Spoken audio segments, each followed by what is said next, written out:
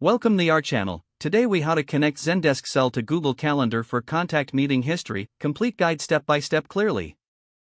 To connect Zendesk Sell to Google Calendar for contact meeting history, start by navigating to your Zendesk Sell dashboard.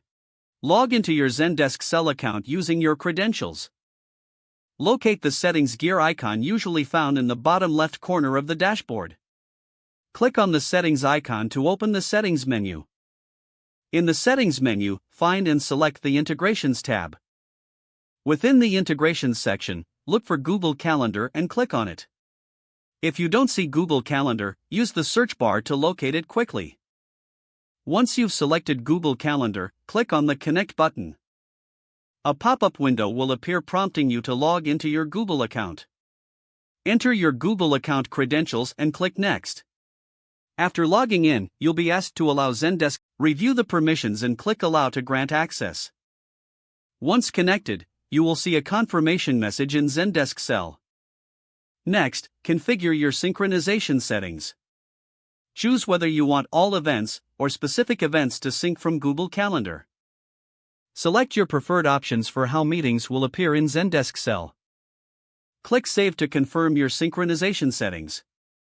You can now start scheduling meetings in Google Calendar.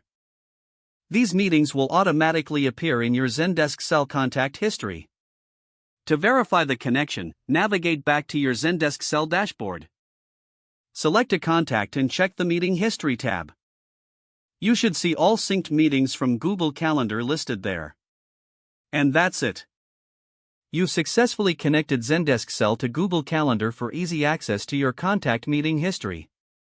If the page does not load, refresh the browser or try again in a private or incognito window. Make sure you are using the correct email address, then retype it carefully to avoid small typos. If your password is not accepted, use the reset option and create a new strong password you can remember. Check your spam folder for verification or security emails, then complete any requested confirmation step. Enable two-factor authentication if available to improve account security and reduce unauthorized access risk. Don't forget to like this video and subscribe to our channel for more step-by-step tech guides.